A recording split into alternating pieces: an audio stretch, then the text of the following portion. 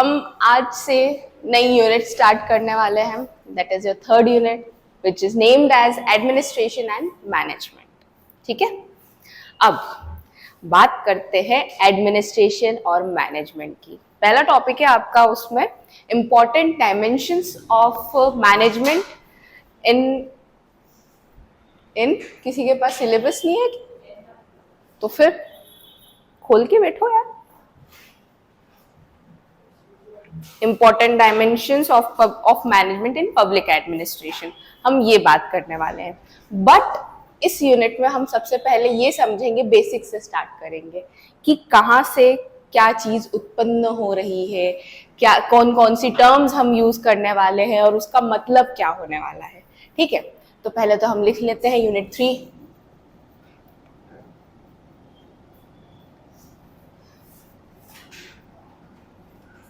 Administration, ये बहुत familiar words है हम लोगों के लिए, हमने ये शब्दों का उपयोग बहुत बार किया है ना। पर आज हम इसको पढ़ेंगे, ठीक है।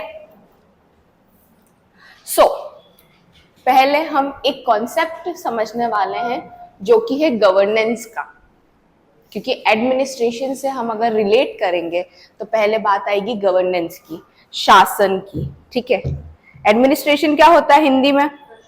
प्रशासन। पर हमें उससे पहले क्या सीखना पड़ेगा? शासन क्या होता है ना, तभी तो आगे बढ़ेंगे। बिल्डिंग ब्लॉक्स जो है हमारे। तो पहली बात गवर्नेंस, गवर्नेंस को हम बोलते हैं शासन, राइट। क्या हो सकता है गवर्नेंस? एनीवन अपनी भाषा में बताओ।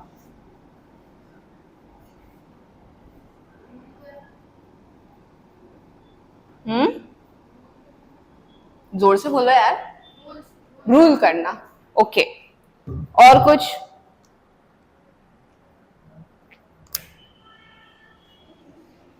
अपनी भाषा में बोलो।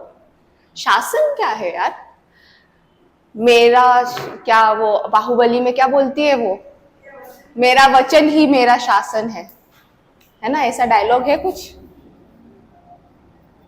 ये शब्द का बहुत जगह उपयोग होता है, आप लोग भी अपने घर पे भी यूज करते होंगे, आपकी डेली जनरली लैंग्वेज में। जैसे हमारे ऊपर बहुत शासन है, लड़कियों के ऊपर लड़कों के ऊपर भी शासन होता है, isn't it? हम यहाँ पर बात कर रहे हैं गवर्नेंस की। गवर्नेंस जो रहता है, इट इज अ प्रोसेस। कौन सा प्रोसेस? और we can say it is a structure और a system where a country, organisation और अ बिजनेस इज गवर्न्ड या फिर डायरेक्टेड या फिर कंट्रोल्ड या फिर हेल्ड अकाउंटेबल। इसको हम हिंदी में समझ लेते हैं। शासन एक तरह से तात्पर्य यह है कि ये एक तरीके की प्रक्रिया है या फिर प्रणालियों या फिर संरचनाओं से जिसके माध्यम से एक संगठन या फिर संस्था या फिर देश को नियंत्रित, निर्देशित या उत्तरदायी ठहराया जाता है। समझ में आई बात? क्या बोला मैंने? क्या बोला मैंने? हिंदी में भी बोल दिया, इंग्लिश में भी बोल दिया।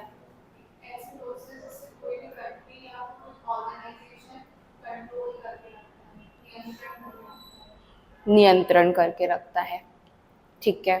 और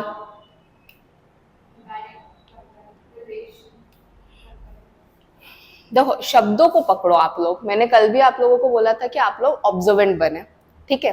जो मेन टर्म्स होती हैं उनको आप कैच करिए, उसको हाईलाइट करिए। अब जैसे मैंने यहाँ पर भी 2-3 टर्म्स बोली, जैसे कि क्या बोला, एक तो ये एक प्रोसेस है या जिसको हम हिंदी में बोलते हैं प्रक्रिया। किस चीज की प्रोसेस या फिर प्रक्रिया है? जब हम किसी ऑर्गेनाइजेशन, संस्था या फिर इंस्टीट्यूशन को हिंदी में क्या बोलते हैं? ऑर्गेनाइजेशन भी संस्था होता है और इंस्टीट्यूशन भी संस्था होता है। ऑर्गेनाइजेशन संगठन होता है, इंस्टीट्यूट संस्था होता है, ठीक है। शब्द अगर अन्य है अलग तो मतलब भी अलग ही होगा उसका, ओके। तो हम बात कर रहे हैं कि ये एक तरीके की प्रक्रिया है जहां पर कोई संगठन या संस्था को हम कंट्रोल करते हैं, नियंत्रित करते हैं या फिर डायरेक्ट करते हैं, उसको गाइड करते हैं कि किस दिशा में उसको जाना है, या फिर हम उसको उत्तरदायी बनाते हैं। जैसे अगर हम इस ऑर्गेनाइजेशन में, इस इंस्टीट्यूट में पढ़ाई कर रहे हैं या फिर हमारे जो हेड है इंस्टीट्यूट के, वो हमारे लिए क्या है, उत्तरदायी हैं वो, ठीक है, वो गवर्न कर रहे हैं, इस इंस्टीट्यूट को चला रहे हैं, वो सारी डिसीजन मेकिंग ले रहे हैं, मतलब वो डायरेक्ट भी कर रहे हैं कि किसको कब लेक्चर लेना है, कौन से स्टूडेंट्स कौन सी क्लास में बैठने वाले हैं, कब आपका लाइब्रेरी का टाइम होने वाला है, राइट। ये सारी चीजें वो गवर्न कर रहे हैं, वो अपने अंडर सुपरवाइज कर रहे हैं, सारी चीजों को देख रहे हैं। फाइन, तो यहाँ पर हम अगर इसको लिखे या फिर एक प्रॉपर डेफिनेशन समझे तो governance refers to the system, process और structure through which an organisation, institution और a country is directed, controlled and held accountable.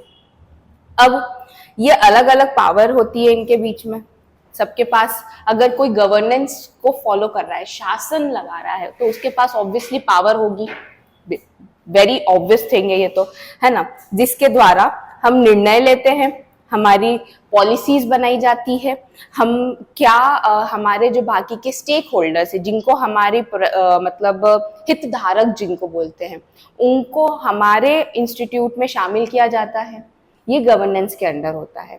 जैसे अभी मैंने आपको एग्जांपल दिया सर, तो सर सारी पॉलिसीज बना रहे हैं, सर ही सारे लेक्चर्स टाइम टेबल सबका डिसाइड कर रहे हैं, सर ही ये बता रहे हैं कि कौन कब इन्वॉल्व होने वाला है लेक्चर्स में, कितनी फैकल्टीज इस पर्टिकुलर प्रोग्राम अगर कंडक्ट हो रहा है तो उसमें कितनी फैकल्टीज आने वाली हैं, राइट, और कौन सी फैकल्टीज को हमें उस प्रोग्राम में इंडल्ज नहीं करना है क्योंकि उनको अपना कोर्स कंप्लीट करना है, तो वो बच्चों की क्लासेस ले, है ना। तो ये सारी चीजें जब एक साथ हम इकट्ठा करते हैं, कलेक्ट करते हैं, तो वो किसके अंडर आता है, गवर्नेंस के अंदर। गवर्नेंस जो है वो एक बहुत ब्रॉडर कॉन्सेप्ट है, छोटा कॉन्सेप्ट नहीं है, क्योंकि हमने यहाँ पर जब मैनेजमेंट के बारे में पढ़ा था उसमें भी पढ़ा था डायरेक्शन, कंट्रोलिंग, प्लानिंग, ऑर्गेनाइजिंग, ये सारी चीजें पढ़ी थी, है ना। तो वही उसी की थोड़े कुछ जो पार्ट है वो हमने गवर्नेंस में भी डाल रखा है, तो इसलिए हम इसको कह रहे हैं कि ये बहुत ब्रॉडर कॉन्सेप्ट है जो कि अलग अलग लेवल ऑफ अथॉरिटीज पे लागू होता है। गवर्नेंस हर लेवल अथॉरिटी पे लागू होता है। आप लोग भी कहीं ना कहीं शासन कर रहे होंगे, है ना, आपकी लेवल पे, सर अपने लेवल पे कर रहे हैं, मैं मेरे यहाँ लेवल पे कर रही हूँ। मैं नहीं चाहती कि आप लोग ज्यादा बात करें, मैं चाहती हूँ सिर्फ आप मेरी सुने, ये मेरा शासन है।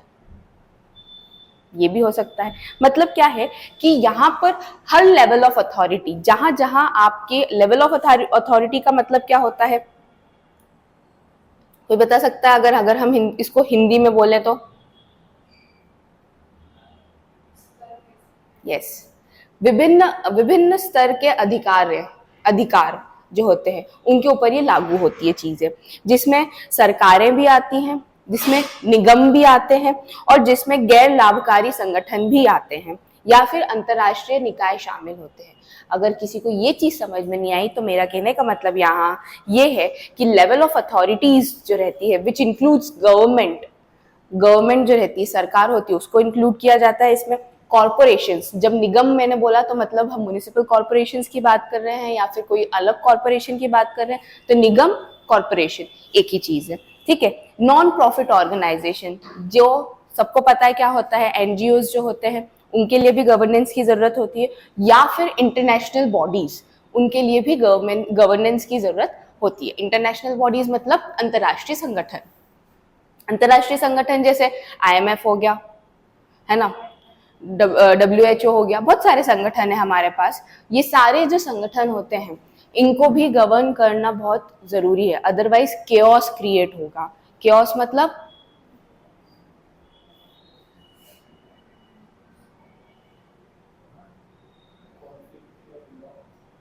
विवाद या फिर कंफ्यूजन, या फिर सही ढंग से जो कार्य करने की प्रक्रिया है उसको फॉलो नहीं किया जाएगा। अगर हम सब अपने मर्जी के मालिक हो जाएंगे, है ना, और हम अपने ही अकॉर्डिंग सारी चीजें करना स्टार्ट कर देंगे, तो एक टाइम आएगा कि प्रॉपर डिसिप्लिन्ड वे में जो हम चीजें अचीव कर सकते थे वो ऐसे नहीं कर पाएंगे अनस्ट्रक्चर्ड वे में, ठीक है। क्योंकि कहीं ना एक इंसान को आपके ऊपर रहना जरूरी है। हमने पहले लीडरशिप स्टाइल्स में भी पढ़ा था कि हर एक इंसान एक लीडर होता है जो सबको क्या करता है, सुपरवाइज करता है या डायरेक्ट करता है, गाइडेंस देता है, राइट। और एक लीडरशिप स्टाइल ये भी देखा था कि उसमें वो ज्यादा इंटरफेरेंस नहीं करता, लेकिन टाइम आने पे जरूर करेगा वो। तब भी देखिए उसने छोड़ा नहीं किसी को अकेला। तो वही बात यहाँ पर भी है कि गवर्नेंस जो है वो हर तरीके की बॉडी, गवर्नमेंट बॉडीज हो गई, हमारी सरकारी हो गई, सरकारी इंस्टीट्यूशन या संगठन हो गए, या फिर हमारे कुछ इंटरनेशनल बॉडीज हो गई जिसको हम बोलते हैं अंतर्राष्ट्रीय संगठन, या फिर हम निगमों की बात कर रहे हैं, कॉरपोरेशंस की, उसकी बात कर लीजिए, या फिर हम इंस्टीट्यूशन या फिर ऑर्गेनाइजेशन। आप किसी भी चीज के बारे में बात करिए, हर जगह गवर्नेंस शासन की रिक्वायरमेंट होती ही है। फाइन। सो अगर हम पब्लिक एडमिनिस्ट्रेशन के कॉन्टेक्स्ट के बारे में बात कर रहे हैं, या फिर हम बोले कि सार्वजनिक प्रशासन जिसको हिंदी में बोलते हैं के संदर्भ में बात करें, तो शासन आवश्यक है।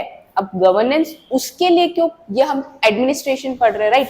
तो गवर्नेंस हमने पहले ये शब्द देखा, लेकिन ये इसके कॉन्टेक्स्ट में कैसे हुआ। अगर हम पब्लिक एडमिनिस्ट्रेशन जिसको बोलते हैं हिंदी में क्या, सार्वजनिक प्रशासन, इसके कॉन्टेक्स्ट मतलब इसके संदर्भ में अगर इसके बात करें तो गवर्नेंस इसलिए इंपॉर्टेंट है क्योंकि पब्लिक इंस्टीट्यूशंस जो रहते हैं वो प्रॉपर वे में फंक्शन कर सके। पब्लिक इंस्टीट्यूशन क्या हो गए हमारे,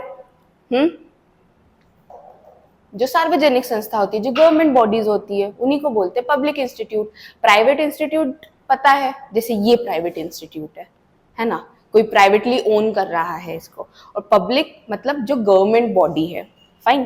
तो जब गवर्नमेंट बॉडी को ये गवर्नेंस जो रहता है ये एंश्योर करता है, एंश्योर करने का मतलब क्या होता है, सुनिश्चित करता है क्या, कि जो सार्वजनिक बॉडीज है, सार्वजनिक संस्थाएं हैं, वो सही तरीके से सही दिशा में कार्य कर रही है कि नहीं कर रही हैं, ये सुनिश्चित करने का काम गवर्नेंस में होता है।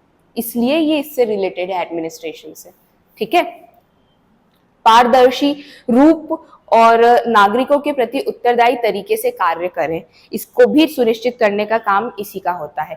गवर्नेंस कैसे पारदर्शिता रखेगी, मतलब ट्रांसपेरेंसी कैसे होगा। अगर कोई गवर्नमेंट बॉडी, सपोज हमारा म्युनिसिपल कॉर्पोरेशन देख लो, हमारा यहाँ का, ठीक है, यूएमसी। अब क्या, यहाँ पर अगर कोई सी नई पॉलिसी लेकर आ रही है हमारी गवर्नमेंट, या फिर हमारी सिटी की गवर्नमेंट, या फिर कुछ नया प्रोजेक्ट लेकर आई है, जैसे अभी 4 लेन बनने वाला है सिंधी कॉलोनी से वहां तक का, हरी फाटक तक का, है ना, इंदौर के उधर का। अब ये जब चीजें लेकर आएंगी तो पूरा बजट डिसाइड होगा, पूरा रोड मैप बनेगा, कहाँ से कितना होने वाला है, इंजीनियर्स आएंगे, ये सारी चीजों का जो ब्यौरा होता है, सारी चीजों का जो लेखा जोखा होता है, वो गवर्नमेंट क्या करती है, पब्लिक को बताएगी। ट्रांसपेरेंसी, पारदर्शिता रखेगी, छुपाना नहीं है। हम आरटीआई फाइल करते हैं लोग, है ना, करते हैं जब कोई गवर्नमेंट कुछ प्रोजेक्ट्स लेकर आती है बहुत बड़े बड़े, और हमें पता नहीं कि इतने हजारों का, करोड़ों का प्रोजेक्ट आता है और वो पैसा गया कहाँ, और अभी तक प्रोजेक्ट बना नहीं। तो कई लोग होते हैं जो फाइल करते हैं केस, राइट टू इंफॉर्मेशन। वो उनको बोलते हैं कि भाई आप हमें पूरी चीजें बताओ कि कहाँ आपने कितने पैसे लगाए हैं। ये क्या है, गवर्नमेंट को हमेशा पारदर्शिता मतलब जिसके आर पार हम देख सकते हैं, राइट। जैसे कपड़े होते हैं, झीने कपड़े होते हैं तो उसके आसपास देख लेते हैं ना, पतले कपड़े जो होते हैं, तो वैसे ही गवर्नमेंट बॉडीज में भी ये चीज होना बहुत जरूरी है। क्या, पारदर्शिता। गवर्नेंस जो रहती है, गवर्नेंस शासन, ये एंश्योर करता है, सुनिश्चित करता है कि जो आपकी सार्वजनिक संस्थाएं हैं वो पारदर्शिता को बनाए रखें। अगर वो पारदर्शिता नहीं बनी रहेगी तो आप लोग, जो हमारी जनता है, जो पैसा, जो खुद ही अपना टैक्स के थ्रू पैसा देती है मतलब गवर्नमेंट को और उनको चलाती है, वो ट्रस्ट बिल्ड नहीं हो पाएगा और ज्यादा फिर करप्शन को बढ़ावा मिलेगा, ठीक है। तो इसलिए हमने गवर्नेंस को यहाँ पर अभी पढ़ा। फाइन, क्लियर है ये चीज। अकाउंटेबिलिटी इज उत्तरदायित्व, answerable, you are answerable to me, you are accountable to me because I have given the responsibility और ट्रांसपेरेंसी अलग है। ट्रांसपेरेंसी पारदर्शिता होती है कि जो भी कर रहे हो वो सब डिस्क्लोज करो, आप सब कुछ बताओ A to Z, कुछ छुपाने का नहीं है।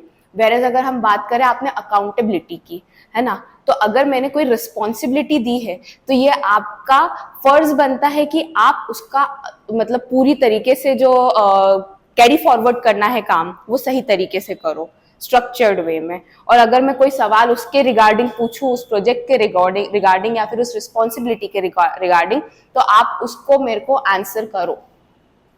तो transparency is different and accountability is different. Accountable होना जो रहता है एक रिस्पॉन्सिबिलिटी है, वेर एज ट्रांसपेरेंसी भी एक responsibility, but it can be a function as well. ठीक है, क्लियर है ये चीज? दोनों का डिफरेंस समझ में है? मतलब आपको इसका मीनिंग समझ में आ रहा है जो मैं कहना चाह रही हूँ?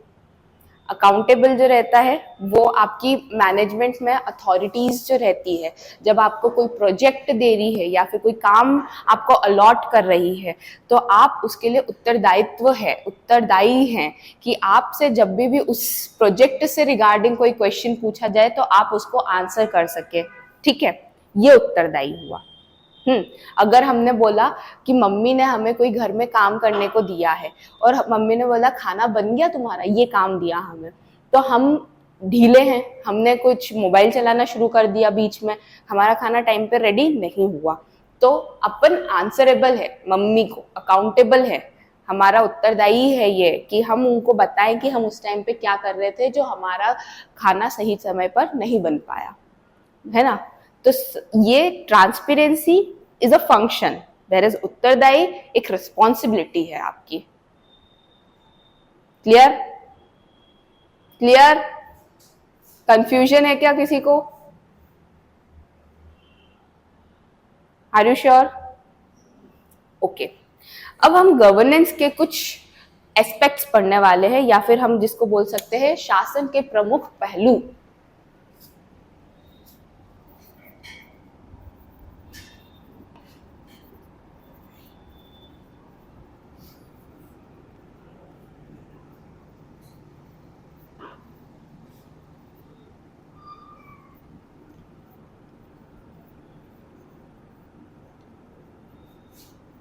सही लिखा है प्रमुख? पक्का? चलो अच्छा।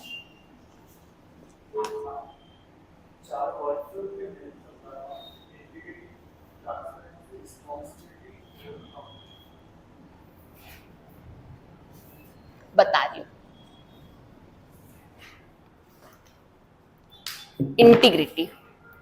इंटीग्रिटी, ट्रांसपेरेंसी, रिस्पॉन्सिबिलिटी और अकाउंटेबिलिटी, है ना। ये देखो, इंटीग्रिटी का मतलब होता है मिलाना, है ना, किसी भी चीज को मिला लेना, अपने अंदर लेकर आ जाना। ट्रांसपेरेंसी पारदर्शिता, जिसके आर पार हम देख सकें। अकाउंटेबिलिटी उत्तरदायी, जो आप रिस्पॉन्सिबल आ जाएगा, बट हम इसको बात करें अकाउंटेबल, ये आपका फर्ज बन रहा है ना, कि आप इसको आंसर करें, ये अकाउंटेबिलिटी। ठीक है, वेयर एज रिस्पॉन्सिबिलिटी का मतलब होता है कि रिस्पॉन्सिबिलिटी को हिंदी में क्या बोलेंगे हम? जिम्मेदारी। ये आपकी जिम्मेदारी है कि आपको ये काम करना ही है, जिम्मेदारी है कि आपको अपनी छोटी बहन की ख्याल रखना ही है, ऐसा। तो इंटीग्रिटी इज डिफरेंट। अगर हम एंटरप्रेन्योरशिप की बात कर रहे हैं, है ना, बिजनेस की बात कर रहे हैं, तो इंटीग्रिटी में मतलब ये होता है कि हमें अलग अलग कल्चर्स या फिर अलग अलग बैकग्राउंड्स या फिर अलग अलग डिपार्टमेंट्स को मिक्स कर लेना है, साथ में लेकर चलना है। ठीक है, integrated form of organisation. whereas when we talk about accountability जो रहती है, ये एक आपका क्या है, बोल सकते हैं कैरेक्टरिस्टिक, या फिर जब कैरेक्टरिस्टिक ही बोलिए या फिर ट्रेड बोलिए, जो साथ साथ में आ जाता है जब आपको कोई प्रोजेक्ट अलॉट किया जाता है। यूनिटी ऑफ कमांड में देखो, unity of command is very different. Unity of command का मतलब ये होता है कि आपको अगर 10 आपके ऊपर 3 लोग हेड्स हैं तो वो आपको सेम वे ऑफ कमांड करें, मतलब सेम डायरेक्शन दे, एक ही गाइडेंस दे, एक ही पाथ बताए कि आपको किस दिशा में जाना है। अगर वो तीनों अलग अलग बताएंगे तो आप जो इंसान काम कर रहा है वो कंफ्यूज हो जाएगा कि उसको किसको आंसर करना है। ठीक है, जैसे मैं अगर किसी ऑर्गेनाइजेशन में काम कर रही हूँ और मेरे ऊपर 4 लोग थे उस टाइम पे, ठीक है, आई वॉज गेटिंग कंफ्यूज कि मैं किस इंसान को मेल में डालूं और किस इंसान को रिपोर्ट करूं मेरा काम। ठीक है, क्योंकि हर एक इंसान अलग अलग मेरे को क्या दे रहा था, अपनी अपनी कमांड दे रहा था। एक बोल रहा था जाके स्कूल में पढ़ाओ, एक बोल रहा था जाके कॉलेज में पढ़ाओ, यूजी अलग पढ़ाओ आप और एमबीए अलग पढ़ाओ, फिर एक बोल रहा था क्लरिकल वर्क करो। 4 लोग थे मेरे पास। मेरा खुद का टाइम नहीं था। मैं लंच भी आधे घंटे के अंदर करती थी और भागती रहती थी पूरे कैंपस में। ये क्या हुआ मेरे अंदर, क्या जब मुझे लीव लेनी हुई तो अब मैं किसको मेल डालूं, मुझे तो समझ ही नहीं आया, क्योंकि I was getting confused. Unity of command वहां पर फॉलो नहीं हो रही थी। तब मैं फटी वहां पर जाके, मतलब ये क्या चल रहा है। ऐसे में एम्प्लॉय फ्रस्ट्रेट होता है कि whom should I answer, whom am I accountable। अब अकाउंटेबल की बात आई यही इसी एग्जाम्पल में। अकाउंटेबल, उत्तरदायी, मुझे 4 जगहों के रिस्पॉन्सिबिलिटी दी गई थी, तो मैं उन चारों जगह के लिए, हर एक काम के लिए वहां पर उनको आंसरेबल थी, उनको, क्योंकि उन्होंने वो रिस्पॉन्सिबिलिटी, वो जिम्मेदारी मुझे दे दी गई थी। क्लियर है ये चीज। यहाँ पर 4 शब्दों का उपयोग किया गया है, integration, accountability, then responsibility and the other one was answerable, या फिर हम जिसको बोलते हैं, अपने को कौन सा शब्द पूछा था, ट्रांसपेरेंसी। ट्रांसपेरेंसी, अब देखो ट्रांसपेरेंसी यहाँ पर मिसिंग थी इस पर्टिकुलर सिचुएशन में। ये रियल सिचुएशन है, ठीक है, तो इसलिए मैं आपको बता रही हूँ। अब शुरू से शुरू करते हैं, जाने कि ये चारों शब्द आपको क्लियर रहे। Please do not get confuse. Integration, जब अलग अलग डिपार्टमेंट्स को अलग अलग बैकग्राउंड के साथ हम साथ में जोड़ देते हैं, इंटीग्रेटेड फॉर्म ऑफ कल्चर जिसको बोलेंगे। ठीक है, जैसे अगर मैं कोई फैकल्टी हूँ किसी XYZ इंस्टीट्यूट की, ठीक, तो मैं अपने CS डिपार्टमेंट के फैकल्टीज से भी कांटेक्ट में हूँ, मैं मैकेनिकल वालों से भी कांटेक्ट में हूँ, मैं MBA की वाली फैकल्टीज से तो होंगी सही क्योंकि आई वॉज देयर। ठीक है, मैं साथ साथ में जो क्लरिकल वर्क होता है रजिस्ट्रेशन रजिस्ट्रार डिपार्टमेंट में, उनसे भी कनेक्टेड हूँ। ठीक है, ये क्या है, एम्प्लॉयज को इंटीग्रेटेड करा है, एक दूसरे से कनेक्ट करा गया है। वेरेज अगर मैं बात कर रही हूँ रिस्पॉन्सिबिलिटी की, तो ये 4 लोग जो थे, 4 डिपार्टमेंट अलग अलग जो थे, जैसे स्कूल हो गया, यूजी वाला हो गया, MBA वाला हो गया और रजिस्ट्रेशन वाला हो गया, इन सब की जिम्मेदारी मुझे दी गई। जिम्मेदारी दैट इज रिस्पॉन्सिबिलिटी।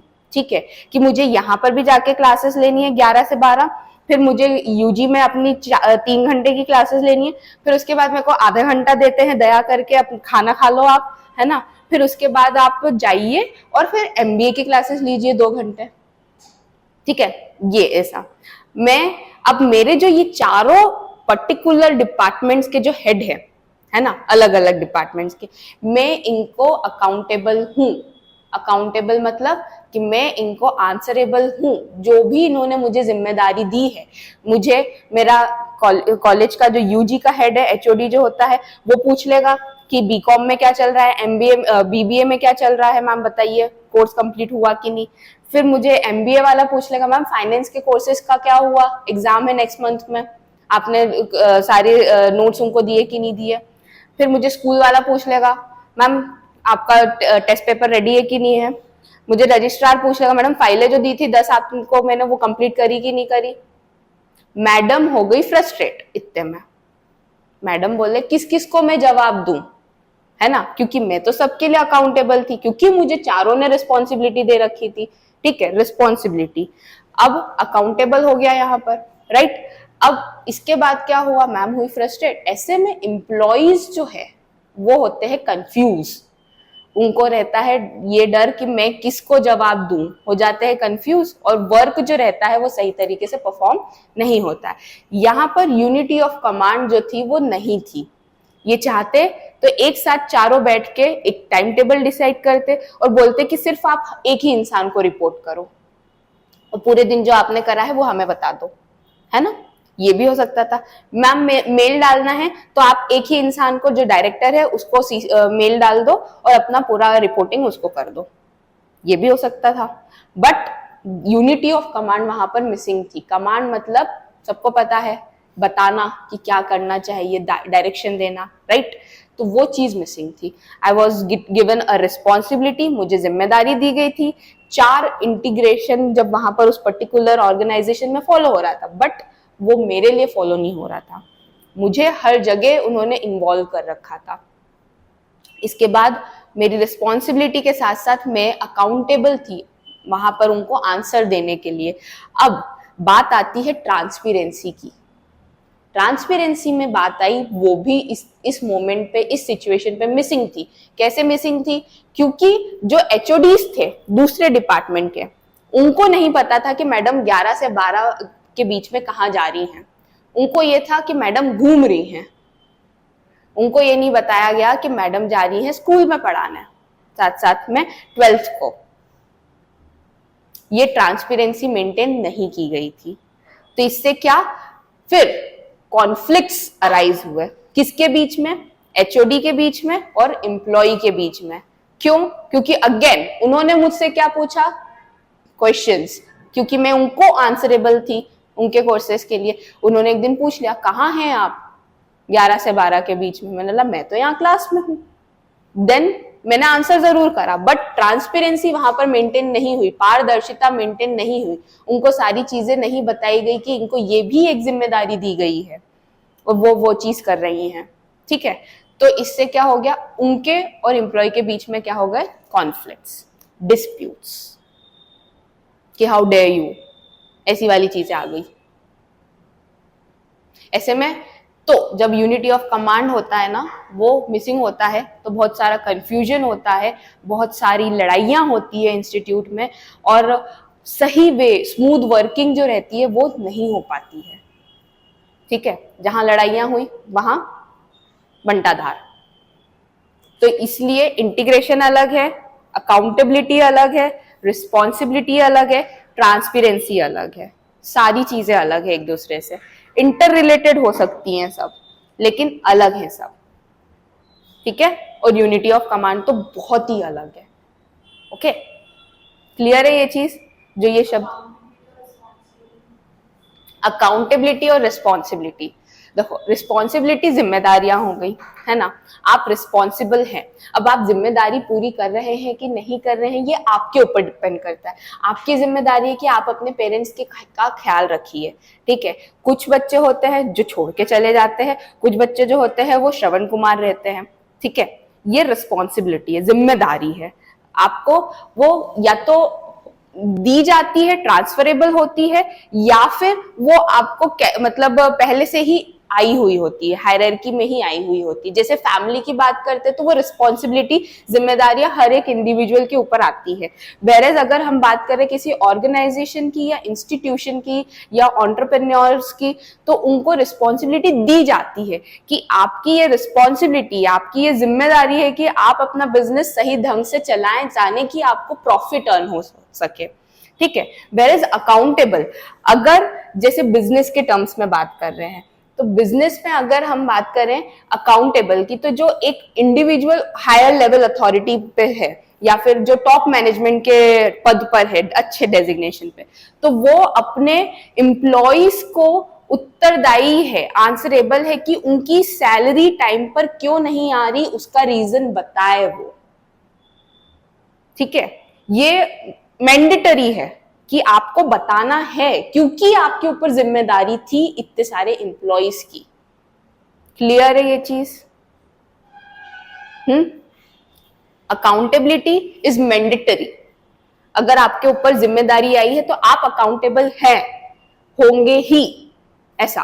वेरेज रिस्पॉन्सिबिलिटी दी भी जाती है और ऑलरेडी इनबिल्ट भी होती है, ठीक है। जिम्मेदारियां दी भी जाती है किसी किसी को, और किसी किसी के पास ऑलरेडी बचपन से जिम्मेदारियां पहले से ही दे दी माथे आई जाती है, मतलब डिफॉल्ट रहता है वो, ठीक है।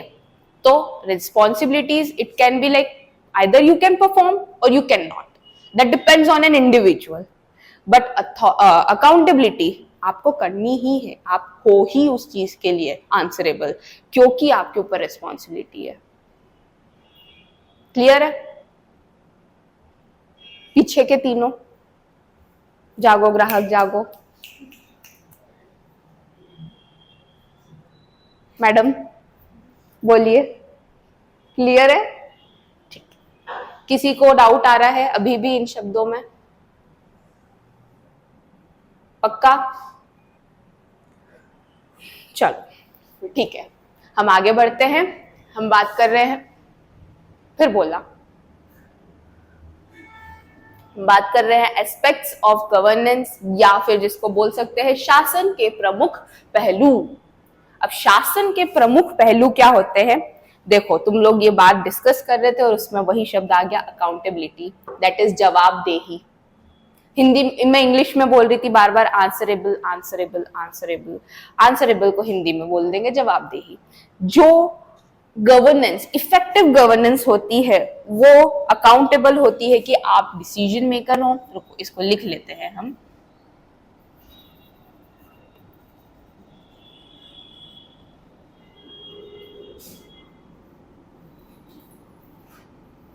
जवाबदेही।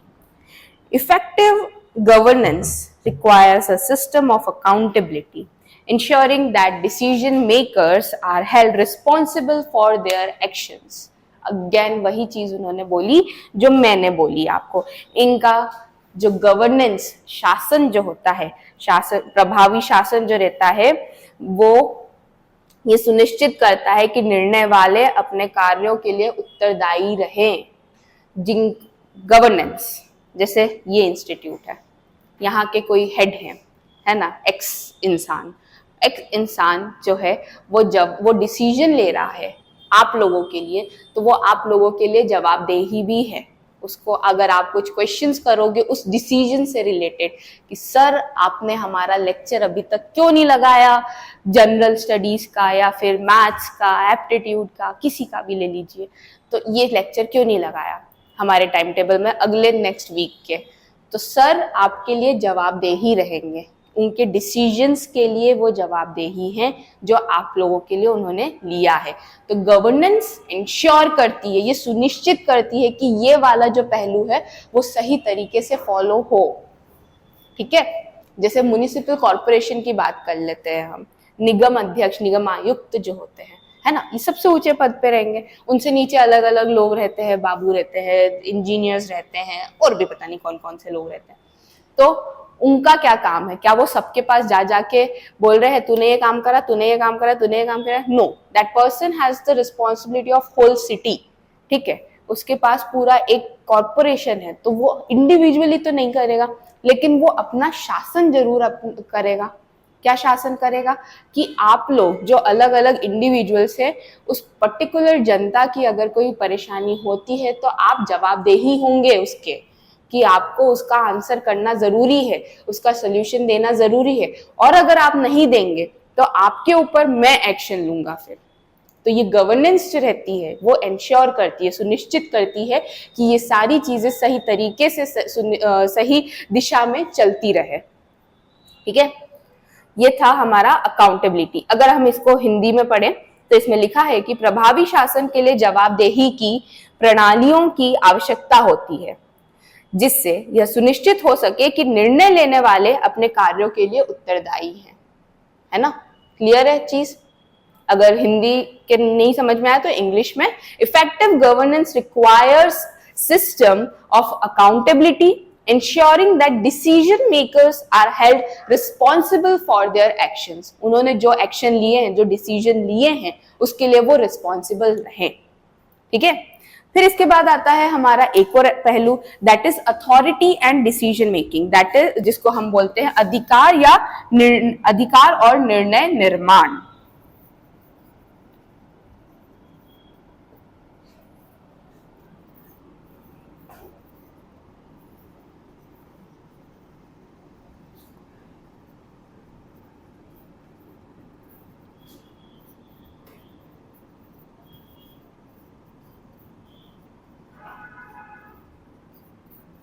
सही लिखा?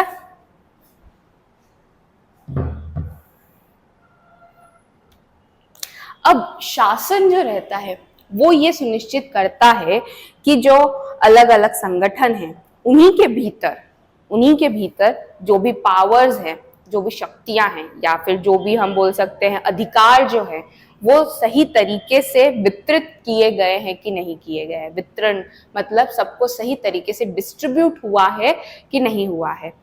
इंग्लिश में बताते हैं, गवर्नेंस जो रहती है वो ये चीज इंश्योर करती है कि जो डिफरेंट लेवल ऑफ अथॉरिटीज है उनको सही पावर जो है वो प्रॉपर वे में इंडिविजुअल्स को सेपरेटली दी गई है कि नहीं दी गई है।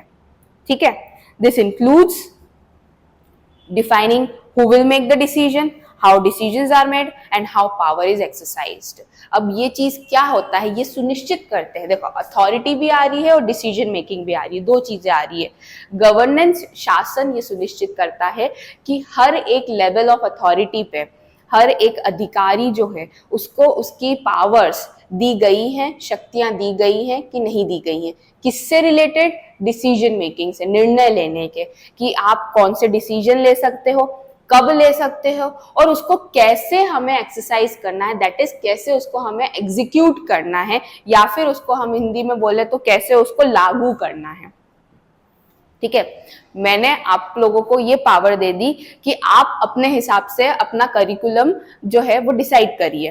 ठीक है, ये मैंने आपको अथॉरिटी दे दी, पावर दे दी कि आप अपने हिसाब से कर सकते हैं। ये लेवल ऑफ अथॉरिटी क्या थी? स्टूडेंट्स की। ठीक है, ये पावर दी गई कि आप अपने हिसाब से डिसीजन लीजिए रिगार्डिंग योर स्टडीज, आप अपना कंटेंट कैसे भी डेवलप करिए। अब आप प्लानिंग करेंगे कि मैं कैसे करूं कंटेंट, कहां से लेकर आऊं कंटेंट, कहां से शुरुआत करूं, और उसके बाद में उसको लागू कैसे करूं, किस तरह से पढ़ना शुरू करूं। तो वही चीज यहां पर भी कही गई है कि गवर्नेंस, और फिर उसके बाद मैं ये चीज इंश्योर करूंगी, मैं शासक यहाँ पर हूं अभी, तो मैं ये चीज इंश्योर करूंगी कि वो सही तरीके से जो मैंने पढ़ाया है उन्होंने अपने करिकुलम में इंक्लूड करा है कि नहीं करा है। ठीक है, तो यही बात यहां पर भी कही गई है कि गवर्नेंस शासन जो है वो ये इंश्योर करता है कि जो भी हमारी अथॉरिटीज है या फिर पावर्स है वो सही तरीके से सभी लोगों में डिस्ट्रीब्यूट हो रही है कि नहीं हो रही है, और उनको ये चीज बताया जाता है कि आप किस तरीके से अपना डिसीजन ले सकते हो, कब ले सकते हो, और उसको किस तरह से उसको लागू करना है। ठीक है, ये आता है अथॉरिटी एंड डिसीजन मेकिंग में।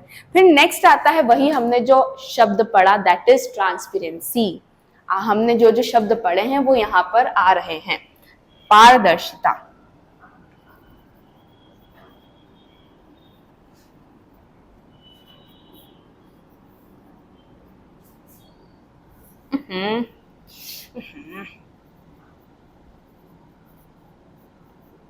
पारदर्शिता ये एक घटक समझते हो तुम लोग? घटक, प्रमुख घटक है। घटक मतलब समझते हो? इट इज अ की कंपोनेंट, कंपोनेंट है ना? सही बोला? अब समझ में आएगा तुम्हें। घटक है ये ट्रांसपेरेंसी, घटक मतलब कंपोनेंट। किसी भी गवर्नेंस का ये बहुत इंपॉर्टेंट पार्ट होता है जो ये सुनिश्चित करता है कि निर्णय, नीतियां और उनके पीछे की जो प्रक्रियाएं होती हैं वो सार्वजनिक रूप से खुली और सुलभ हो। क्लियर है? बहुत सिंपल भाषा में बोला मैंने। ये एक तरीके का कंपोनेंट है, पार्ट है, घटक है जो कि गवर्नेंस का पार्ट होता है। वो ये सुनिश्चित करता है कि सारी नीतियां, दैट इज पॉलिसीज, सारी जो आपके डिसीजंस या फिर हम बोल सकते हैं प्रोसेसेस जो होती है, प्रक्रियाएं जो होती है, किसके पीछे की प्रक्रिया? सार्वजनिक रूप से आप जो भी डिसीजन ले रहे हो, निर्णय ले रहे हो, वो सुलभ हो और मतलब आर पार खुली हो, सुलभ हो और खुली हो। हम बोल सकते हैं कि जिसको हम इजीली जज भी कर सके और हमें जो एनालाइज करना है वो भी हम उसके थ्रू कर सके। जो चीजें अगर खुला आपके पास डेटा आ जाता है किसी भी कंपनी में, अगर बात करते हैं एंटरप्रेन्योर्स की या बिजनेस की, तो उनको at the end of the year क्या करना रहता है? अपनी बैलेंस शीट्स, अपने स्टेटमेंट्स जो रहते हैं, है ना, इनकम स्टेटमेंट्स, वो डिस्क्लोज करने रहते हैं। कंपनी को, पब्लिक को बताना होता है कि हम प्रॉफिट में जा रहे हैं कि हम लॉस में जा रहे हैं, हमने कितने खर्चे कहाँ पर करे हैं। ठीक है, ये क्यों बताते हैं? ये पारदर्शिता बनाए रखने के लिए, सुचारू रूप से संचालन करने के लिए अपनी उद्यम का, अपने बिजनेस का। ठीक है, क्यों उनको ये करना है? ताकि उन लोगों का ट्रस्ट मुझ पर बना रहे, ताकि वो पैसा जो लगा रहे हैं वो सही तरीके से डिसीजन लेके लगा सके। कल को अगर मेरी कंपनी जो है वो लॉस में है और मैंने सारी चीजें, बैलेंस शीट जो होती है वो आखिरी में साल के बता दी लोगों को, और ये भी बताया सही ढंग से कि मेरी कंपनी लॉस में है, तो जो इन्वेस्टर्स होते हैं, जो पैसा लगाते हैं मेरी कंपनी में, वो अपना डिसीजन जो रहेगा उस पर्टिकुलर बैलेंस शीट के अकॉर्डिंग चेंज करेंगे। ठीक है, क्लियर है? तो इसलिए किसी भी संस्था की बात करें, चाहे वो हम सरकारी संस्था, सार्वजनिक वाली संस्था की बात कर रहे हैं, चाहे हम प्राइवेट की बात कर रहे हैं, इन सब में पारदर्शिता बनाए रखना जरूरी है, ताकि सुचारू रूप से उस पर्टिकुलर संस्था का संचालन हो सके। ठीक है, क्लियर? अब इसके बाद जो आता है एक ही इसी का पार्ट है, that is rule of law, कानून का शासन। रूल ऑफ लॉ,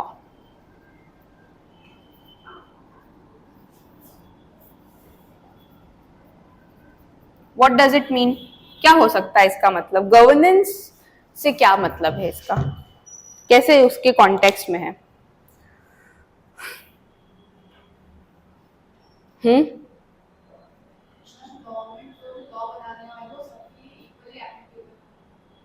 नहीं, थोड़ा सा क्लियर, मतलब टच करके तुम आ गई वापस।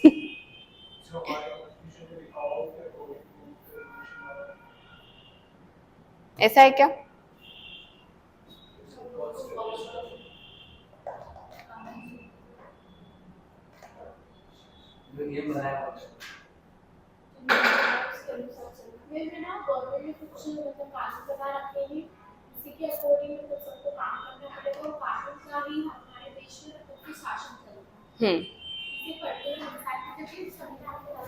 मतलब she is bit of correct.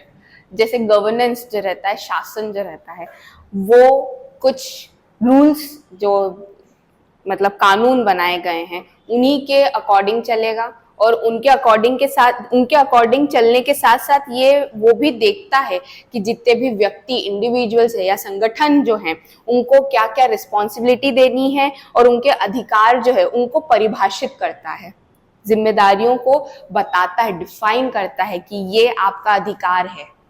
हमारे पास ऑलरेडी रूल्स बने हुए हैं, रेगुलेशंस ऑलरेडी है, हमारे पास प्रोसेसेस, सारी चीजें हैं, सब चीजें कॉन्स्टिट्यूशन में मेंशन की गई है, राइट?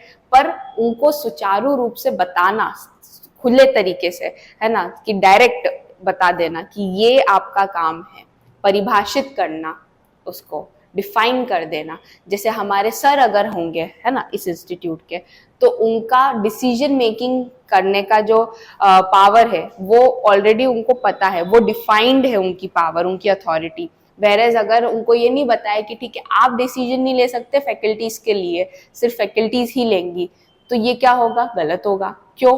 क्योंकि हमने सही तरीके से उनको, उनकी जो रिस्पॉन्सिबिलिटी है, जिम्मेदारियां हैं, वो परिभाषित, डिफाइन नहीं की गई है, जो एज पर दी रूल्स, एज पर दी प्रोसेसेस जो फॉलो होनी चाहिए थी, क्योंकि टॉप अथॉरिटी में वो आते हैं, हम नहीं आते, है ना? तो इसलिए सब चीजों का कुछ ना कुछ कानून बना होता है, तो शासन जो है वो कानून के हिसाब से चलता है। ठीक है, अगर हम इसको बात करें, यहां पर जो लिखा है कि governance is build on the foundation of legal framework that outline the rights and responsibilities of individuals and organizations। कानूनी ढांचे पर आधारित होता है शासन, जो व्यक्तियों और संगठनों के अधिकारों और जिम्मेदारियों को परिभाषित करता है। क्लियर? वही चीज मैंने भी बोली, परिभाषित करना, डिफाइन कर देना कि आपकी क्या रिस्पॉन्सिबिलिटी होने वाली है, आपकी क्या ड्यूटी है, आपके क्या अधिकार हैं, ये गवर्नेंस जो शासन होता है वो इंश्योर करता है कि वो सही तरीके से लागू हो रहे हैं कि नहीं हो रहे हैं। ठीक है, फिर इसके बाद आता है एक और इसका पहलू, क्या हो सकता है, कोई बता सकता है? Very very simple, that is equity and fairness. Equity fairness, गोरापन की बात नहीं कर रहे हैं हम,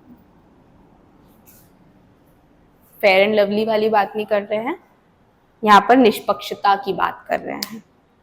गवर्नेंस, शासन जो रहता है वो ये सुनिश्चित करता है कि सारे संगठन में जो संगठन भी और संगठन में जो लोग इन्वॉल्व हैं वो सब सही तरीके से उनको ट्रीट किया जाए और इक्वली ट्रीट किया जाए, उनके बीच में कोई भेदभाव ना रखा जाए, निष्पक्षता से काम हो, सबके बीच में समान व्यवहार किया जाए। ठीक है, ये एक रिस्पॉन्सिबिलिटी या पहलू बोल लीजिए होता है शासन का। ठीक है, रिस्पॉन्सिवनेस, प्रतिक्रियाशीलता, ये भी एक इसका पार्ट है।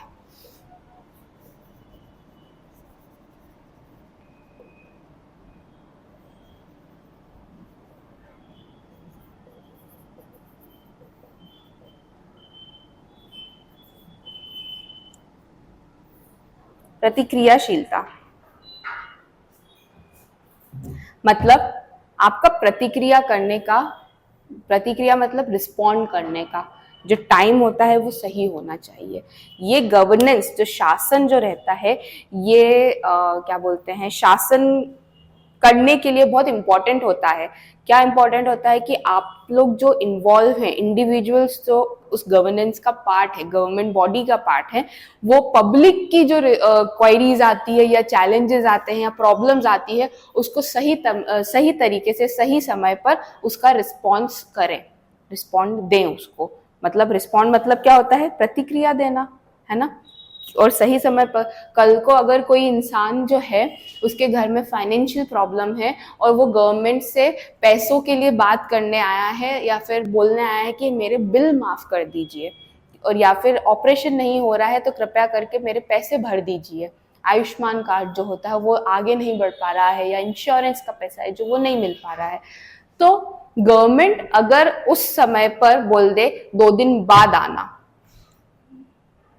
अभी नहीं, बंदा तो टपक गया, चला गया, मर गया। अब आपने सही समय पर रिस्पॉन्ड नहीं किया अपनी पब्लिक की प्रॉब्लम्स पे, तो गवर्नेंस जो रहती है वो प्रतिक्रियाशीलता के ऊपर काम करती है, मतलब रिस्पॉन्सिवनेस बोलते हैं जिसको, उसके ऊपर काम करती है कि टाइम पर सारी चीजें हो सके। क्लियर है? ये थे गवर्नेंस के सारे एस्पेक्ट्स। अब कुछ कैटेगरीज होती है गवर्नेंस की। ठीक है, एक होती है पब्लिक सेक्टर, एक होती है प्राइवेट सेक्टर, एक होती है ग्लोबल लेवल गवर्नेंस, और अगर हम बात करेंगे एक इंडिया की लेवल की गवर्नेंस की, वेरी शॉर्ट में हम इसको निपटाएंगे। क्लियर है इधर इतना सारा पार्ट? यहां पर किसी को कोई डाउट है? पक्का? शैल I continue? Okay.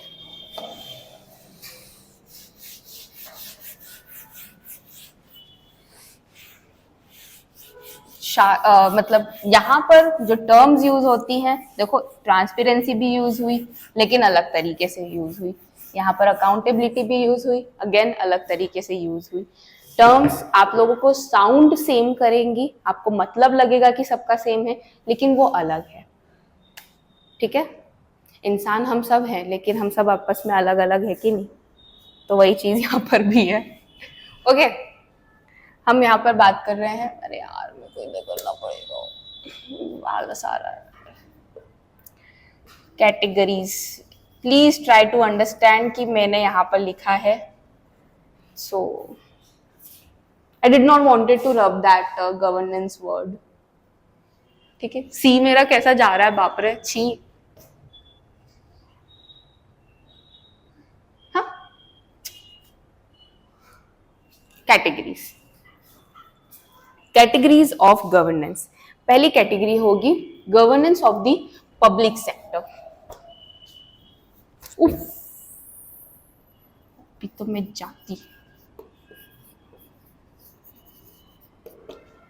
Public sector, सार्वजनिक क्षेत्र का शासन।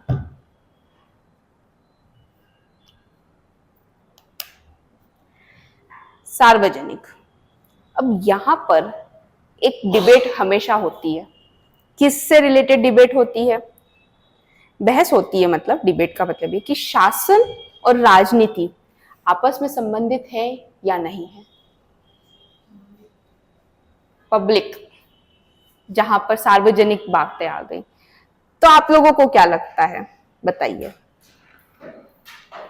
कि शासन और पॉलिटिक्स, राजनीति आपस में इंटर रिलेटेड है कि नहीं है, संबंधित है कि नहीं है?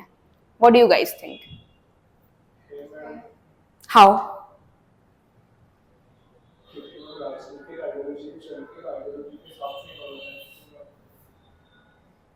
ऐसा है क्या?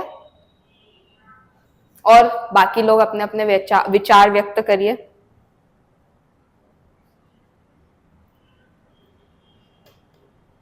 बोलिए।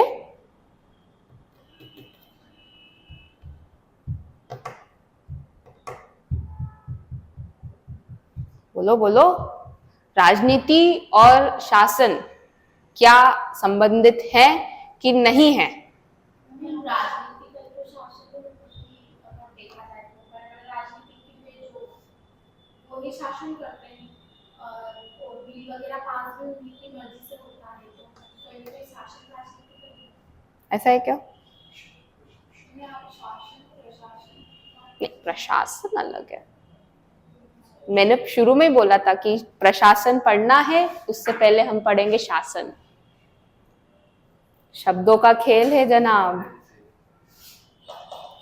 संबंधित जो आज शासन देखे उसके मायने बदल चुके हैं, अब राजनीति हो जाता है, वो तो उसके बाय प्रोडक्ट्स हैं।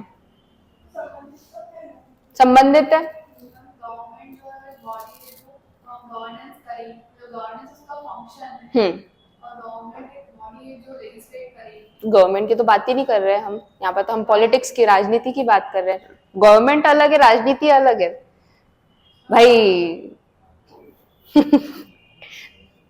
शब्दों को राजनीति के द्वारा ही शासन किया जाता है। ऐसा। राजनीति का मतलब एक राजा की नीतियां जिससे कि वो शासन करेगा।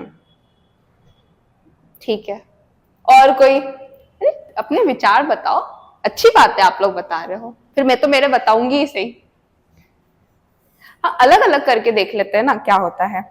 देखो, पॉलिटिक्स, जहां पर हम राजनीति की बात कर रहे हैं, यहाँ पर जो ग्रुप ऑफ पीपल होते हैं, एक संगठन होता है, या आप समझ लीजिए जो लोगों का समूह होता है, वो रीच करता है एक पर्टिकुलर राजनीतिक पार्टी को। क्यों रीच करता है? क्योंकि उनकी सेम आइडियोलॉजी, जैसा उन्होंने बोला, होती है, या फिर एक सेम सोच होती है, या फिर उनका कोई इंटरेस्ट जो रहता है वो कॉमन रहता है ना। अगर मैं आरएसएस के पास जा रही हूँ तो मैं शायद सनातन धर्म को ज्यादा प्रमोट करना चाह रही होंगी, उनका भी वही इंटरेस्ट है और मेरा भी वही इंटरेस्ट है। ठीक है, तो हम लोग साथ में कोलैबोरेट करेंगे, मैं उनसे जुड़ूंगी क्योंकि मुझे उनकी विचारधारा पसंद है, ये हो सकता है। अब जितने ज्यादा लोग उनसे जुड़ेंगे वो उतना नीतियां उसी हिसाब से बनाना शुरू करेंगे। ठीक है, नीतियों को लेकर आएंगे।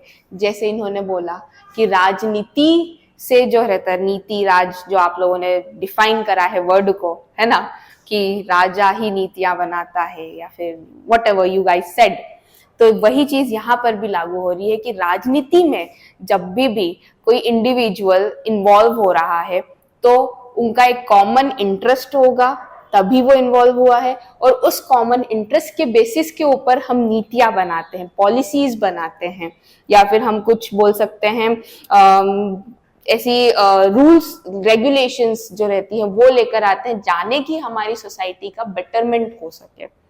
राजनीतिक पार्टी से ही गवर्नमेंट आती है, जैसा आपने बोला है ना, आपने भी यही कहा था, वही यहाँ पर भी बोल रहे हैं कि राजनीति अगर सही ढंग से हो रही है, सही ढंग से, हम ये नहीं बोल रहे हैं कि कुछ भी राजनीति हो। राजनीति में फिर तो हम साउथ कोरिया की भी बात कर सकते हैं कि वहां पर राजनीति हो रही है और किम जोंग जू जो है वो कर रहे हैं राजनीति, तानाशाही चल रही है वहां पर। बट ठीक है, हम यहाँ पर बात कर रहे हैं ऐसी डेमोक्रेसी की कि जहां पर सही तरीके से स्ट्रक्चर्ड वे में सारी चीजों को फॉलो किया जा रहा है और फिर उसके बाद उनके प्रति नीतियां बनाई जा रही है सोसाइटी के बेटरमेंट के लिए।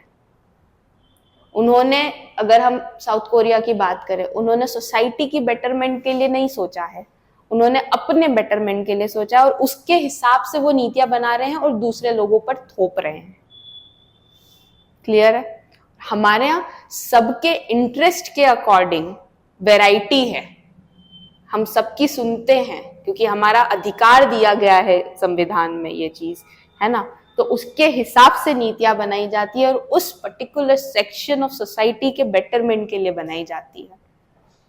विश्व हिंदू परिषद, वीप, है ना, इन्होंने अयोध्या में कुछ करा था पहले, या फिर आप बात कर लीजिए, कॉमन एग्जांपल ले लेते हैं 14 फरवरी को जो करते हैं ये लोग, हर जगह जाते हैं एंड दे डंडा मारो, क्या है ये, हमारी संस्कृति के खिलाफ है ना, ये क्या है, कॉमन इंटरेस्ट वाले लोगों को साथ में लेकर जाना। और उन्होंने ये एक नीति बना ली है कि जहां ऐसे लोग दिखेंगे तुरंत मारो इनको, या फिर तुरंत इनके घर पे फोन करो, या फिर तुरंत इनको पुलिस के पास भेजो, मतलब what ever they want, social police जिसको बोलते हैं, सोशल पुलिस, ये वो। ठीक, तो अब अगर उसी पर्टिकुलर वीप में वो एक कोई बंदा खड़ा हो जाए, उसकी भी आइडियोलॉजी यही है, लेकिन वो ये बोल दे कि गलत है ये मारना कूटना, गलत है, किसी को, किसी की प्राइवेसी में हमें दखल अंदाजी नहीं देनी चाहिए, जिसको जो करना है करिए, है ना, ये अगर कोई बोल दे तो फिर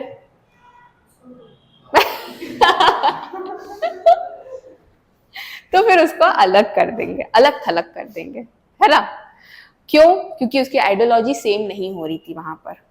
ठीक है, तो जो हमारी गवर्नेंस थी, हमारा प्रोसेस था, हमारा स्ट्रक्चर बना हुआ था कि वीप ऐसी ही चीजों को प्रमोट करेगा, है ना, ऐसी ही सनातनी कल्चर को प्रमोट करेगा, या फिर ऐसी गतिविधियों को प्रमोट नहीं करेगा जो हमारी संस्कृति के खिलाफ जा रही है। ठीक है, तो ये अगर इनकी गवर्नेंस, ये स्ट्रक्चर पहले से ही डिफाइन है कि हम यही चीज फॉलो करने वाले हैं, इसमें अगर लूप होल आता है, गवर्नेंस जो रहती है, शासन सही तरीके से नहीं हुआ, तो जो वीप का स्ट्रक्चर है, जो हम खड़े हैं, जिस नींव पर खड़े हैं, वो डिस्ट्रॉय हो जाएगी और नीचे गिर जाएगा। क्लियर? तो इस, हाँ, फिर से देखो, वीप, अरे यार तुम हंस रहे हो, वीप पता है तुम्हें, विश्व हिंदू परिषद, है ना, इनकी आइडियोलॉजी है कि हमें सनातन धर्म को आगे बढ़ाना है, यही है ना, सही बोला मैंने? क्लियर है ना। अब ये लोग 14 फरवरी को क्या करते हैं कि जब भी वो कोई ऐसी गतिविधियां देखते हैं जो उनके खिलाफ, उनके सोच के खिलाफ होती है, उनको लगता है कि हमारी संस्कृति के खिलाफ है, तो वो उसके ऊपर एक्शन लेते हैं। अब वीप अगर ये स्ट्रक्चर फॉलो नहीं करेगा कि हमें ऐसी गतिविधियों को रोकना है, तो जो जिस बिल्डिंग ब्लॉक पे, जिस रूट पे वो बना है, वही डिस्ट्रॉय हो जाएगा, तो वीप का अस्तित्व ही नहीं रहेगा। उसने नीतियां बना रखी हैं, उसने पॉलिसीज बनाई है, अपने वॉलेंटियर्स को बोल रखा है कि आपको भगवा रंग पहन के, तिलक लगा के, डंडा लेके जाना है, ऐसा करके बोल दिया। ये उनकी पॉलिसी है, उनकी नीतियां बनाएगी उनके लोगों के लिए, ताकि जो उनकी सोच है वो सोसाइटी के प्रति वो लागू हो सके।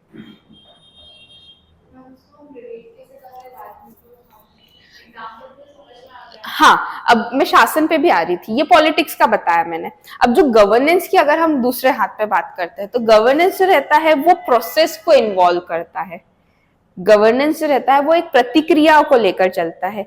देखो इसमें भी यही लिखा है कि शासन प्रशासनिक प्रक्रियाओं और उनके संबंधित तत्वों को शामिल करता है। शब्द अगेन तुम लोगों को नहीं आए होंगे समझ में। जो शासन होता है ना, गवर्नेंस जो होती है वो प्रशासनिक मतलब एडमिनिस्ट्रेटिव की जो प्रोसेस होती है उसको इन्वॉल्व करता है। एग्जाम्पल ले लेते हैं अगेन जी।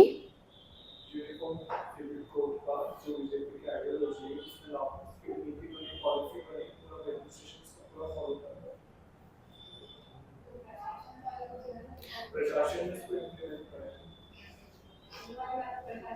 शासन और राजनीति को लेकर राजनीति समझ में आया।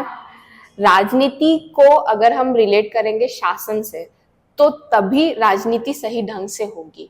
जैसे कि राजनीति में भी कोई कहीं ना कहीं कुछ लोग इन्वॉल्व हो रहे हैं, है ना, वो एक प्रतिक्रिया फॉलो कर रहे हैं, एक स्ट्रक्चर फॉलो कर रहे हैं।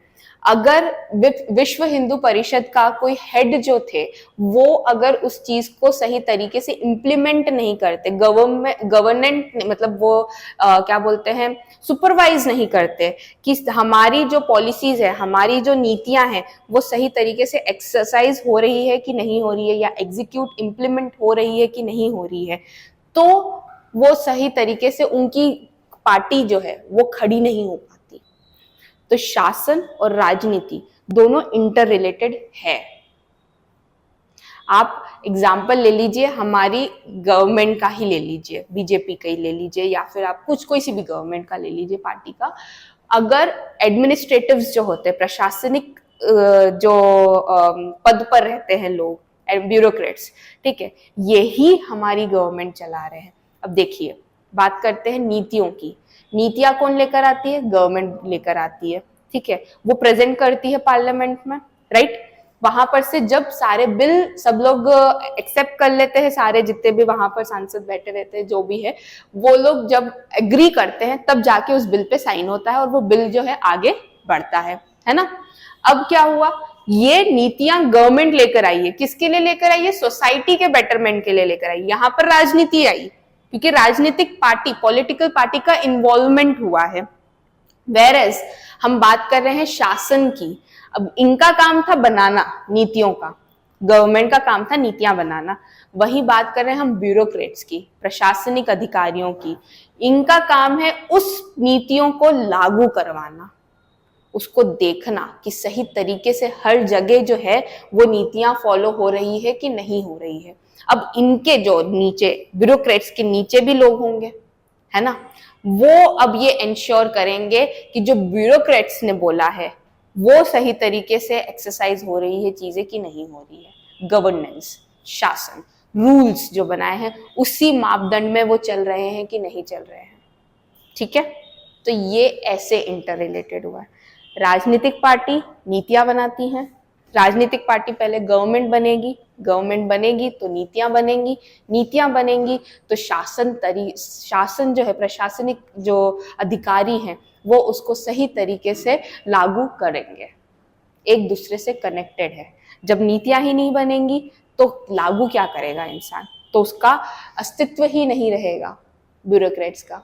आप और एक तरह से ये भी कह सकते हैं कि जो राजनीतिक पार्टियां होती, जो नीतियां लेकर आती हैं, ये नहीं है कि मिसेस सीतारमन जो हैं वो खुद ही सारे फाइनेंस के जो रहते हैं काम करती हैं, नहीं, उनके पास ब्यूरोक्रेट्स रहते हैं, उनके पास सेक्रेटरीज रहते हैं, उनका काम है ये सब करना।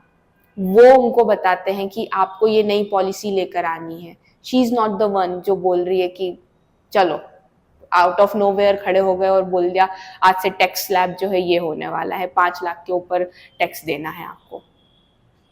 ऐसा नहीं होता है।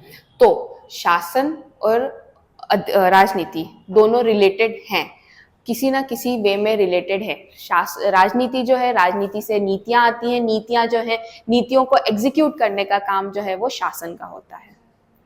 प्रशासन कर रहा है लेकिन शासन अपने रूल्स एक दायरे में रहकर करेगा, ठीक है, गवर्न करेगा, इंश्योर करेगा, सुनिश्चित करेगा कि वो रूल्स एंड रेगुलेशंस के दायरे में सारी चीजें एक्सरसाइज हो रही है, लागू हो रही हैं कि नहीं हो रही हैं, ठीक है।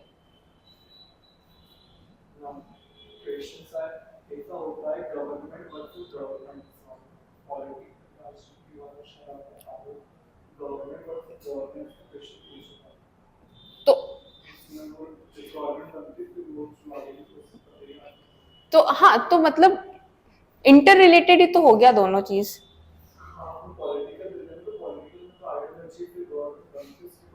तो देखो, राजनीति से ही तो पॉलिटिकल गवर्नमेंट, मतलब राजनीति से ही तो फिर पार्टी।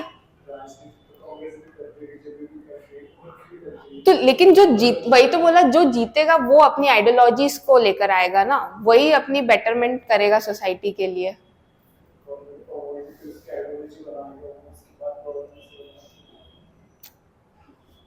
गवर्नमेंट से क्या होता है? पॉलिटिकल आइडियल्स से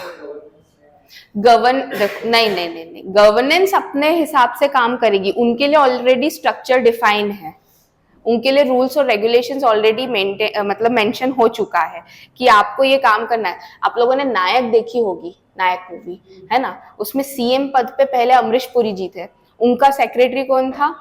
परेश रावल, है ना। व्हाट ही सेड कि मुझे इस अनपढ़ के साथ भी काम करना पड़ रहा है क्योंकि मैं बाध्य हूं।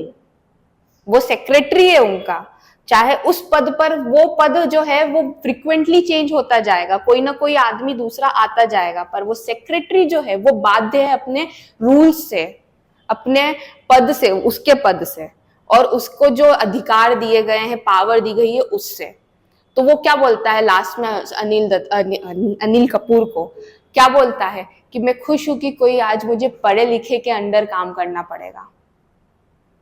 ठीक है, तो गवर्नेंस जो रहती है उसके पास ऑलरेडी एक स्ट्रक्चर है, उसको उसी के हिसाब से चलना है, पर उसको ये देखना है कि जो ऊपर वाला नीतियां लेकर आया है, मुझे उसको अपने स्ट्रक्चर में कैसे एग्जीक्यूट करना है। This is how it works. तो मैं एक प्रॉपर बेसिस के ऊपर दोनों का डिफरेंस जरूर बताऊंगी, जिससे कि हम और क्लियर हो सके। ठीक है भाई, है?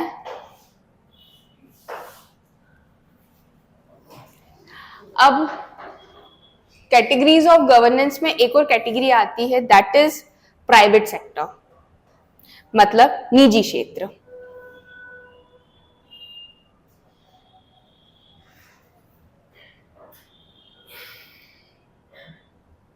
निजी क्षेत्र लिख लो, मैं भी लिख देती हूँ।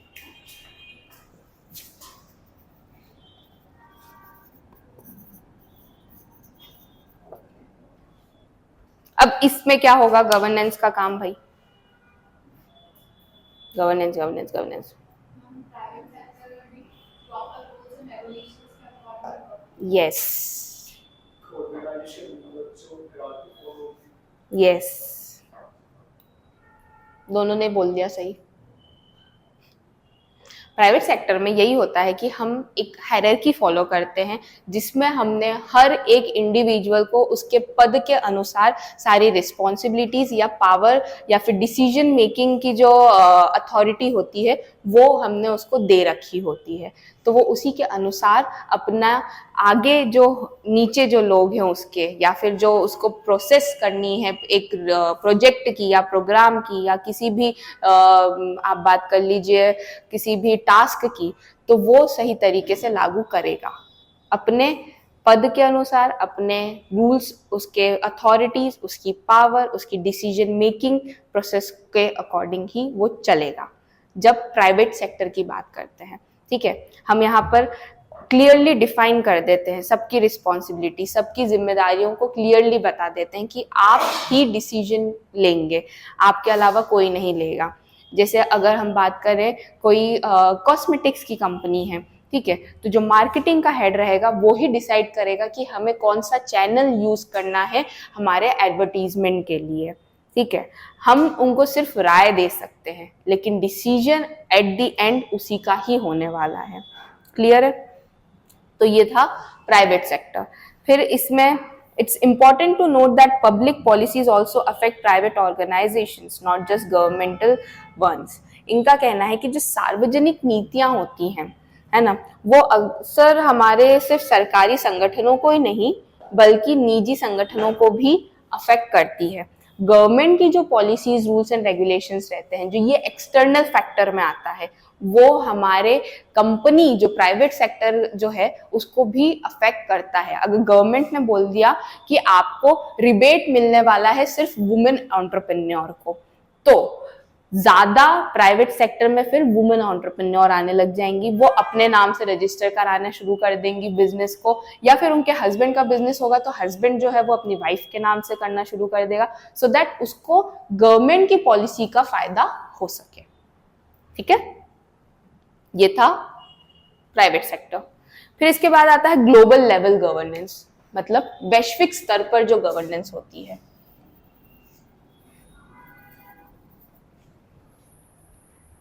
वैश्विक स्तर का शासन,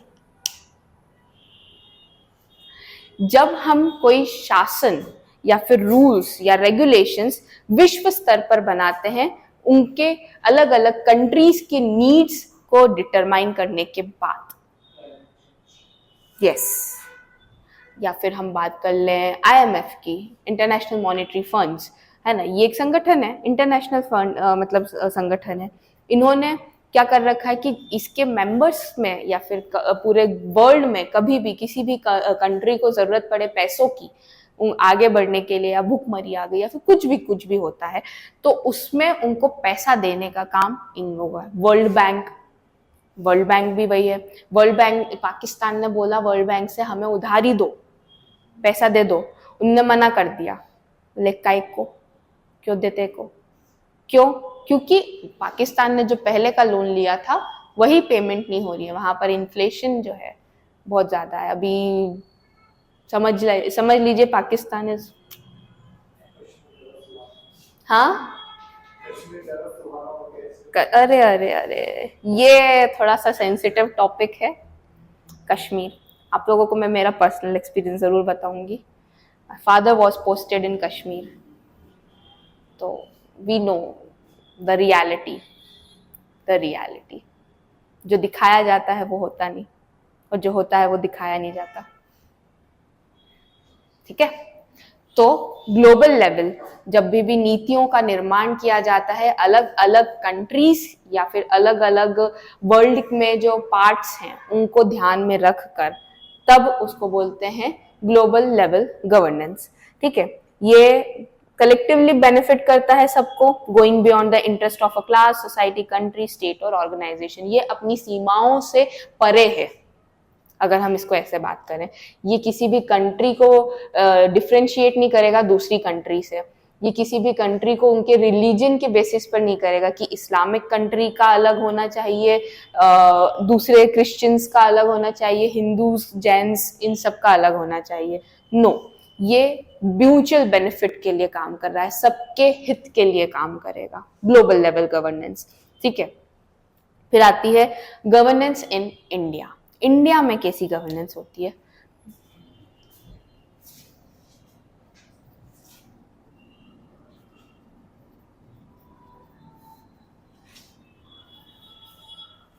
गवर्नेंस इन इंडिया, हमारे यहाँ एक पार्लियामेंट्री सिस्टम फॉलो होता है, सभी को पता है ना, तो ही सारी चीजें आगे लागू होती हैं, बिल पास होते हैं, बिल में सब लोग अग्री करेंगे तो ही वो आगे बढ़ेगा।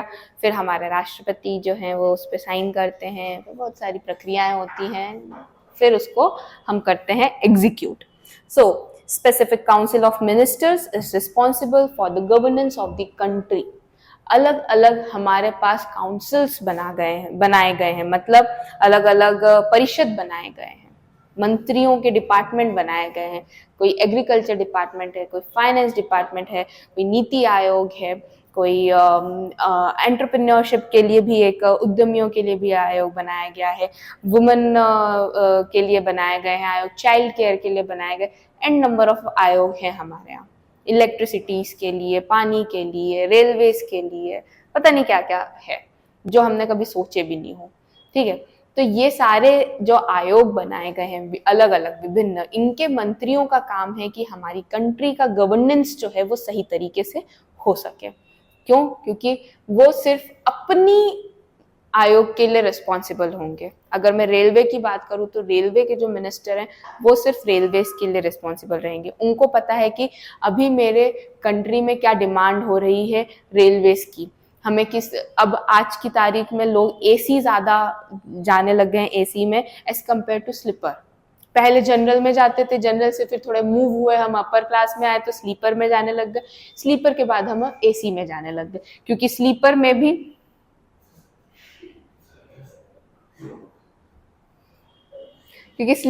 भी क्या होने लग गया है, भीड़ जनरल जैसी होने लग गई है। लोग बैठ जाते हैं, आंटियां तल्ला मार मार के बैठ जाती है, हटो बेटा ऐसा करके, है ना। ये क्या है, उनको अपने डिपार्टमेंट के, अपने विभाग के बारे में सारी चीजें पता है, जानकारियां हैं, उसी के हिसाब से वो नीतियां लेकर आते हैं और उसी के हिसाब से उसको लागू करवाते हैं। ठीक है, तो जो अगर हम इंडिया की बात करें तो यहाँ पर कहाँ गया,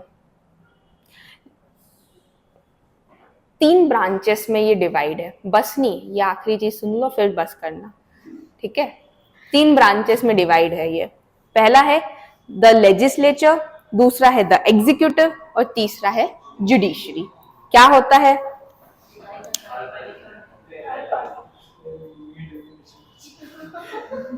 लेजिस्लेचर को हिंदी में क्या बोलते हैं?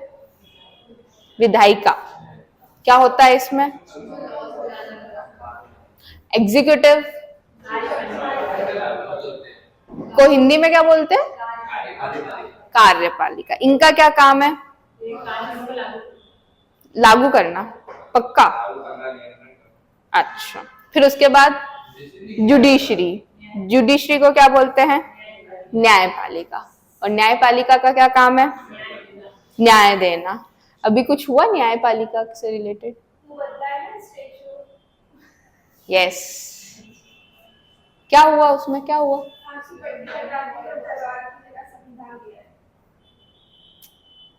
देखो, तुम लोग थे, तुम्हें इतना पता था तो बोला क्यों नहीं?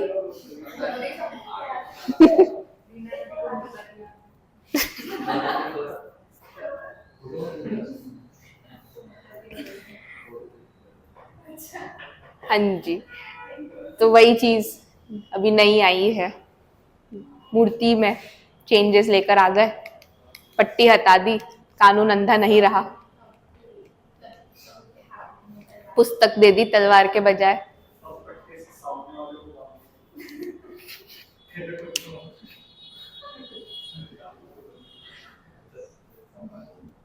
मेरे को बहुत अच्छे जवाब आ रहे थे लेकिन मैं बोलूं कि नहीं।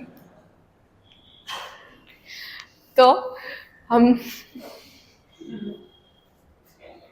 गवर्नेंस इन इंडिया की बात कर रहे हैं। इसमें 3 उन्हीं चीजों का, ब्रांचेस का जो है बात की गई है। That is, first one is legislature, then executive, then judiciary. जो मैंने आप लोगों को बताया कि लॉज लेकर आते हैं, उसको इम्प्लीमेंट करते हैं, और फिर जुडिशरी जो होती है वो सारा न्याय करती है।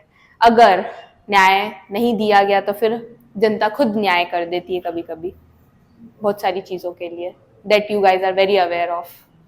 जैसे मॉब लिंचिंग हो जाती है कभी कभी। मॉब लिंचिंग पता है? जब भीड़ इकट्ठा होके मार देती है, मॉब लिंचिंग। ठीक है, सो कैटेगरीज ऑफ गवर्नेंस, हमने इसको यही पढ़ना था। आप लोगों को मैं एक बार और गवर्नेंस और राजनीति का जो बाइफर्गेशन है वो क्लियरली डिफाइन करूंगी बेसिस के ऊपर, तो फिर वो आप लोगों को और क्लियर हो जाएगा कि हम बात क्या करना चाह रहे थे। ठीक है।